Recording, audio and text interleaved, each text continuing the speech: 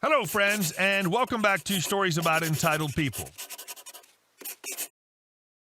Sometimes people just don't know how to admit their mistakes and start blaming everyone but themselves. Our OP got into such a situation in our first story. So don't forget to subscribe to our channel if you're new here and turn on notifications so you don't miss a new video every single day. Here we go. My package didn't get there, and it's your fault. A bit of backstory. So I work at a shipping store / bill pay / retail store. We pretty much do everything a store probably can. The owner of the store is an absentee owner and has asked us not to give out any information on him. This is important later. We're located on the border of the not-so-good part of town and the good part.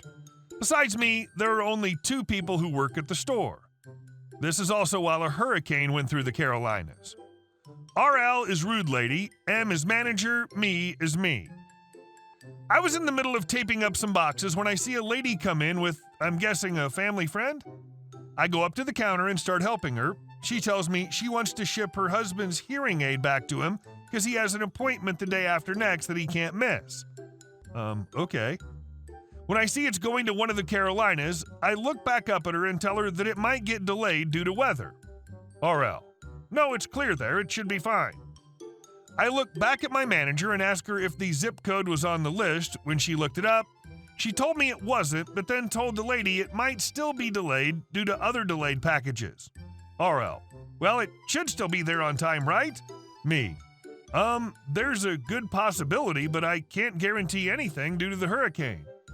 She went through with shipping it anyways. She even insured it for about how much it had cost to replace. Fast forward a week or so, my manager and I stayed after work for a few hours so I could help her clean. This number keeps calling the work number, so my manager answered the call to see why they were trying so desperately to get into contact with us. It's the lady, and she isn't very happy. Now, this is going off what my manager told me, as I couldn't get to the other phone to listen in. Sad, I know. Apparently, the package didn't get there the next day. It arrived a day after. Now, decent people would have been happy with the fact it still arrived. She was not. She messed up her story saying my manager was the one to help her, not me. She kept demanding a full refund of what she paid, when my manager said all she could do was file a claim with FedEx and then turn it down since it technically got to said destination. The lady flipped and hung up on my manager. We thought that was that.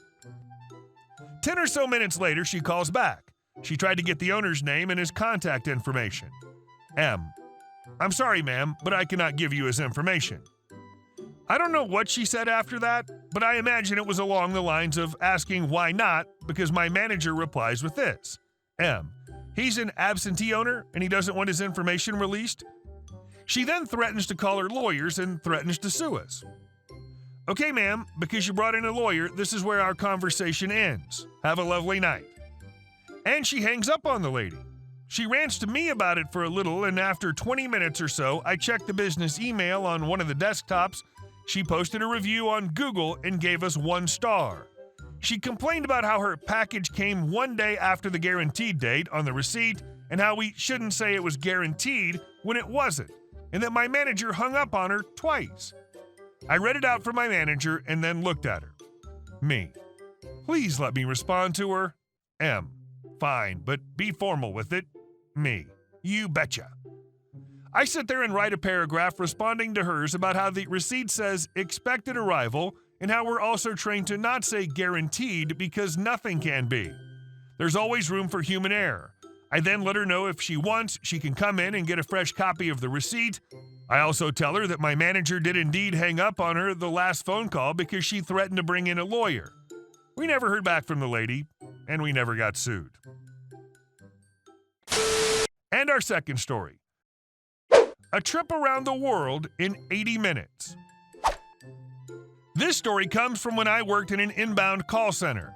I handled escalation calls. When someone called in regarding their service plan with complaints that cannot be handled with a regular agent's authority, or the caller demanded to speak with a supervisor or manager, the call got transferred into my team's call queue, and one of us handled it. Little background. I was born and raised in the Southwest. When I was a wee little child, I spoke with a very heavy stutter, It took several years and lots of patience on my mother's part to teach me how to speak normally. The outcome was that I had to enunciate all my words carefully and thus spoke without any hint of a local accent. Later, during my middle school days, I got teased a lot for not having a proper accent, so I decided to teach myself how to speak with a proper accent. I watched a lot of my dad's old black and white westerns to learn the lingo. Then I started talking like Scotty from the original Star Trek series. It was fun.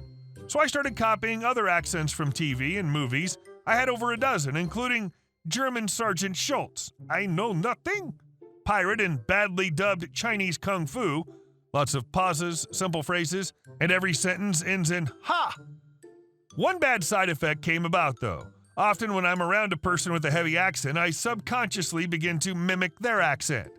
I don't realize I'm doing it until it's pointed out. Usually the other person thinks I'm making fun of them or something. To avoid getting punched in the face, I have to do some quick explaining, without the borrowed accent. So the call. A call comes into my queue and I answer it as normal. Kinda. I'd been joking around with my supervisor while using an Indian accent, so when I answered the call, I was still using the accent. The woman caller was immediately furious. She started screaming at the top of her lungs. She had specifically demanded to speak with someone who spoke English, not a... Well, let's just say her choice of words lay heavy on the racist side, and leave it at that. Realizing my error, I dropped the accent and tried to talk with the lady normally, but she would have none of it. She continued on a horrible racist diatribe about foreign call center workers, how there wasn't any proper American English speakers anymore, and cussing me up one side and down the other. Now, I've handled a lot of angry calls by small-minded people, but there's one hot button I will not tolerate. The caller started insulting my parents. You wish to talk to someone who speaks English, correct? I broke in, dropping back into the Indian accent at the same time. Yes. Not a problem, I said. I'll transfer you to someone who speaks English, but I must warn you, do not disconnect from the call for any reason whatsoever. We are experiencing a rather large call volume at this time. You're currently at the top of the queue, but if you disconnect and call back, you'll be all the way back at the bottom of the call line. And you do not want that, correct? God, no. Very well. Please stay on the line and the next available English speaker will be with you shortly. Have a most pleasant day. Then I put her on hold. It should be noted that we were not supposed to put callers on hold, but I did so that she would, 1, think she was being transferred, and 2, make her listen to the horrible hold music. Placing a caller on hold immediately sent up a red flag in the call monitoring software. Normally, a supervisor would come storming over and demand answers. My supervisor, however, had his cubicle right next to mine and had been leaning over the top when I had initially fumbled the call. He'd also patched his phone into my line and heard everything the caller had said. What are you doing? He asked, while smiling a wicked smile. Exactly what she demanded. She wants to talk with someone who speaks English? That's exactly what she's going to get, I replied, with my own crap-eating grin. After 5 minutes, I took the call off hold and answered with my best Russian accent in place. Then on hold again 5 minutes later, German accent, then French, then Swedish, then Mario Brothers Italian, so on and so forth. For over an hour, I kept transferring this B, each time answering the phone with both good, bad, and horrible accents speaking English. I thought for sure she would have caught on around the 30-minute mark when I spoke pirate. She didn't, so I continued. After about an hour and 20 minutes of sending this woman on a verbal tour of the world, the woman was sobbing so hard I could barely make out her distressed words, so I went in for the kill. I answered the phone with a thick southern drawl. She was so happy. She spent a good 10 minutes telling me what a horrible experience she just had to finally talk with someone who spoke proper English. I asked her what I could do for her, and she told me what her issue was. It was something so simple that one of the regular agents could have handled it in less than 2 minutes. Finishing up the call, the woman once more thanked me for speaking proper English. I dropped back into the Indian accent.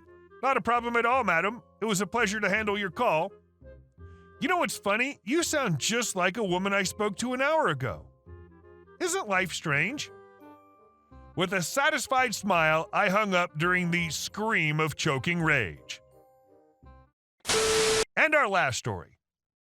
I got his retirement benefits taken away. So this took place over 3 years, give or take some. I, 29-year-old female, left the military and picked up a contracting job in the same field. While I was starting my new career, I was also leaving an unhappy and toxic marriage. My ex-husband, 29-year-old male, was a store manager at a GameStop, and when asked if he gave military discount, he would give military discount and ask people if they knew me on base and what I was up to. A man we'll call Bubble Base, 35-year-old male, actually worked for me, and the two of them bonded over their mutual hate for me. Bubble Base would refer to me as a lazy W at work and even went so far as to attempt to get my home address. I reported the incidents through proper channels and had to get a new apartment, but unsurprisingly, the military did nothing to Bubble Base. So I decided to keep my eyes on him and wait until he made another misstep. Over the next 3 years working with him was horrible. He would undermine my authority in the section by telling junior people I was stupid, being intentionally insubordinate, and publicly talking about how he was exploiting the foster care system to make money off the children he was supposed to be taking care of. About a year ago now, another girl, 20-year-old female, came to me and told me that Bubble Base was approaching her in a way that made her uncomfortable. When I pulled up their chat logs, Bubble Base was begging her about a date with him, even though he was married, and she was repeatedly telling him she wasn't interested. I convinced the girl to report Bubble Base despite her hesitation. During the investigation, while I was interviewed, I spared no detail about what exactly Bubble Base was doing and saying to include fraud, waste, and abuse of government assets and systems. I kept a literal crap list with dates and times. As things turned out, there were about 4 other women at our base Bubble Base was hitting on. Bubble Base went to non-judicial punishment this week and lost everything. He has 18 years in the military and was 2 years away from a full retirement. He lost his clearance, he lost his foster children, he lost his honorable discharge. He's literally starting life over in his 30s with no benefits and 18 years of training in a job field that's only relevant if he has a clearance. Those consequences were slow in coming, but were well earned. Hey guys, thank you all for watching the video. I'll see you in the next one.